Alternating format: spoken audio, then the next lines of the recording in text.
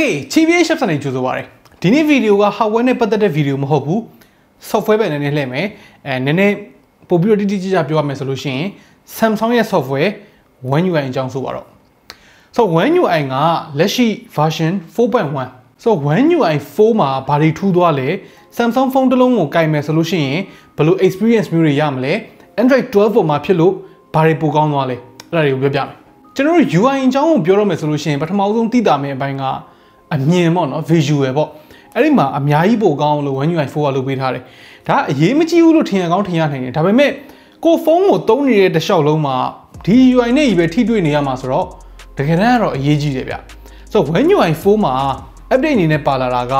Android 12 feature တွေကတစ်ခုဖြစ်တဲ့သူက wallpaper ပေါ်မှာလိုက်ပြီးတော့ပြောင်းပေးမဲ့ color palette feature ပါဆိုတော့ကျွန်တော်တို့အခုဒီမှာမြင်ရတဲ့အတိုင်းပဲ wallpaper ပြောင်းလိုက်တိုင်းမှာ system က color palette လေးတွေက auto ထုတ်ပေးလိမ့်မယ်ဆိုတော့အဲ့ဒါကိုဘယ်မှာဝင်ကြည့်လို့ရလဲဆိုတော့ wallpaper setting ထဲမှာဝင်ကြည့်လို့ရတယ်ပြီးတော့အဲ့ဒီအရောင်တွေကကိုကြိုက်တာကိုလည်းပြန်ရွေးလို့ရတယ်ပြီးတော့အဲ့ဒီအရောင်တွေထဲမှာသူက default အနေနဲ့ပေးထားတဲ့သူ suggest လုပ်ထားတဲ့အရောင်ကိုမကြိုက်ဘူးဆိုလို့ရှိရင်လည်းကိုယ့်ဘာသာကို tweak လုပ်လို့ရသလိုအဲ့ဒီ adaptive ဖြစ်တဲ့ color palette ကိုမကြိုက်ဘူး system default အရောင်တိုင်းပဲထားမယ်ဆိုရင်လည်းရတယ်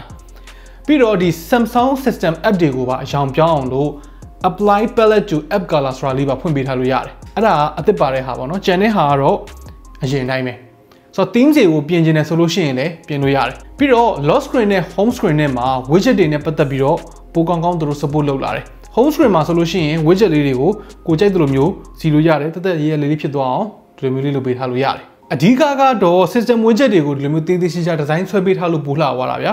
So lock screen မှာဆိုလို့ရှိရင်လည်းဒီတိုင်းပဲ So widget တွေကိုကြည့်ဖို့ဆိုလို့ရှိရင်နားယူကို double tap လေးလုပ်လိုက်အဲဆိုလို့ရှိရင် widget page ကျလာလိမ့်မယ်အဲ့ဒီထဲက widget တွေကို setting ထဲမှာပြင်လို့ရတယ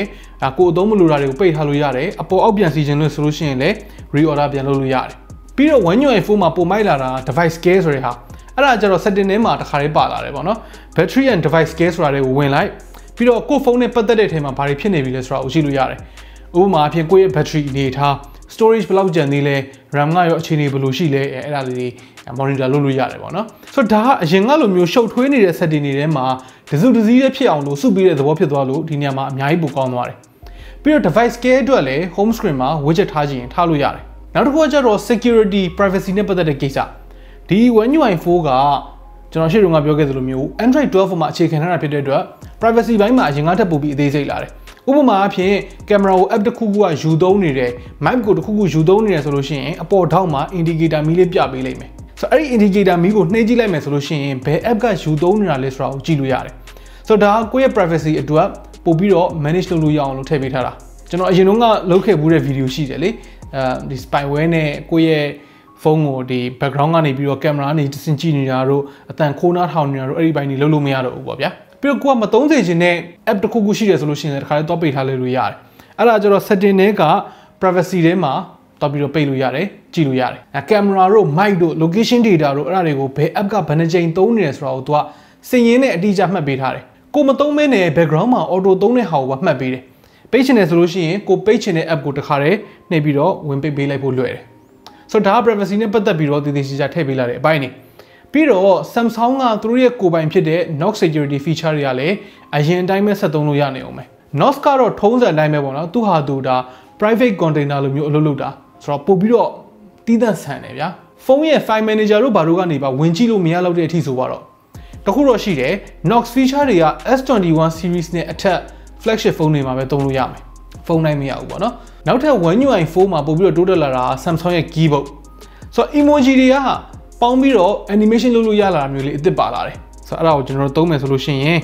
keyboard ပေါ်က emoji ခလုတ်ကိုနှိပ်လိုက်အပေါ်ကဘားတန်းမှာပဲ emoji နှစ်ခုတွဲ menu လေးပါလာတယ်အဲ့ဒီထဲကိုဝင်လိုက်ရင်တွဲပြီးသား emoji လေးတွေတွေ့ရလိမ့်မယ်ကိုယ်တိုင်အသစ်လုပ်ချင်တယ်ဆိုလို့ရှိရင်လည်းအခုပြထားတဲ့အတိုင်းပဲအသစ်လုပ်လိုက်လို့ရတယ်လွယ်လွယ်လေးပဲပြီးတော့ Samsung keyboard ကအစကတည်းက feature တွေအများကြီးထည့်ပေးထားပြီးသာ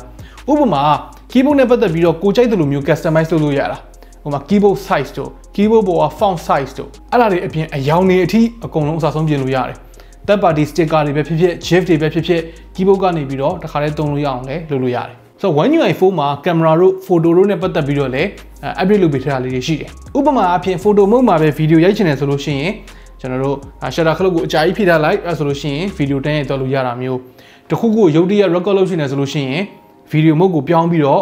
ရိုက်စီရမလို့တော့ဘူးဗျာမြန်မြန်ရိုက်လို့ရပါတယ်ပေါ့ နောက်ထပ်တစ်ခုက photo app ဆဲမှာကိုရိုက်ထားတဲ့ဓာတ်ပုံတွေကိုပြင်ဖို့ information ကြည့်ဖို့အဲ့ဒါတွေတစ်ခုတပိုမိုက်လာတယ်ဥပမာဒီပုံကိုကြည့်နေရင်လည်းအပေါ်ကိုဆွဲတင်လိုက်မယ်ဆိုလို့ရှိရင်သူနဲ့ပတ်သက်တဲ့ information တွေအကုန်ပါလာတယ်ကိုက location တွေပါတယ်ဖွင့်ပေးထားတယ်ဆိုလို့ရှိရင် location data ပါတော့ပြပေးလိုက်မယ်ပုံရဲ့ size တွေ file name တွေ resolution တွေအဲ့ဒါတွေလည်းကြည့်လို့ရမယ်သူနဲ့သက်ဆိုင်တဲ့တခြားဟာတွေကိုလည်းပြပေးမယ်ဥပမာဖြစ်တရက်ထဲတစ်ချိန်နဲ့တနေရာထဲမှာရိုက်ခဲ့တဲ့ပုံတွေအကုန်လုံးကို auto စုပေးလိုက်တာမျိုးအဲ့ဒါမျိုးလေးလုပ်ပေးတယ်ပြီးတော့ photo edit လုပ်ဖို့အတွက်ဆိုလို့ရှိရင်လည်း object eraser ဆိုတဲ့ဟာပါလာပြီဆိုတော့ background တို့ဘာလို့မှကိုမလိုချင်တဲ့အပိုင်းတွေရှိတယ်ဆိုလို့ရှိရင်ဓာတ်ပုံတွေကနေပြီးတော့ဖြတ်ထုတ်လိုက်လို့ရတယ် okay ဆိုတော့ OneUI 4ကိုပြန်ပြီးတော့ခြုံငုံကြည့်မယ်ဆိုလို့ရှိရင် improvement ဖြစ်လာတဲ့အပိုင်းလေးတွေပါတယ်တော်တော်များများသော improvement တွေကနေတိုင်းသုံးဖြစ်မဲ့အပိုင်းတွေထဲမှာပါတယ်ပေါ့နော်ဒါကတော့ကောင်းတဲ့အချက်ပေါ့နောက် update တွေမှာလည်းဘယ်လိုကောင်းအောင်ဘယ်လိုပို့ပြီးတော့ကလီလို့ရအောင်ဘယ်လို feature တွေထပ်ထည့်ပေးမလဲအဲ့ဒါစိတ်ဝင်စားစရာကောင်းတယ်နောက်ထပ်ကောင်းတဲ့တစ်ချက်က feature တော်တော်များများကိုဒီလိုမျိုး S22 Ultra လိုမျိုး flagship phone တွေမဟုတ်ဘဲနဲ့ဒီ mid range phone တွေမှာပါဒန်းတူသုံးလို့ရအောင်ထည့်ပေးထားတယ်ဆိုတော့ဘယ်လိုပဲဖြစ်ဖြစ် update မှာပိုကောင်းအောင်လုပ်ပေးလာတာကိုသဘောလဲကျသလိုကြိုလဲကြိုဆိုတယ် Android 12ရဲ့အနှစ်အရသာရော OneUI ရဲ့အနှစ်အရသာရောနှစ်ခုပေါင်းကိုဒီ OneUI 4မှာကောင်းကောင်းကြီးခံစားလို့ရတယ်ပြောရရင်ဗျာဒီ OneUI အကြောင်းမဲ့ Samsung မှာ Samsung phone သုံးချင်တဲ့သူတွေရှိနေတာဆိုတော့ခင်ဗျားတို့ရော OneUI 4နဲ့ပတ်သက်ပြီးတော့ဘာတွေသုံးကြည့်ပြီးသွားပြီလဲ OneUI 4မှာအကြိုက်ဆုံး feature ဘာရှိလဲဒါမှမဟုတ်ခင်ဗျားတို့ fix လုပ်စေခြင်းနဲ့ update လုပ်စေခြင်းတဲ့ဟာလေးတွေရောဘာလေးတွေရှိလဲအောက်က comment တွေမှာဝင်ရောက်ဆွေးနွေးညှိနှိုင်းပေးသွားလို့ရပါတယ် okay နောက်နေ့မှတွေ့တော့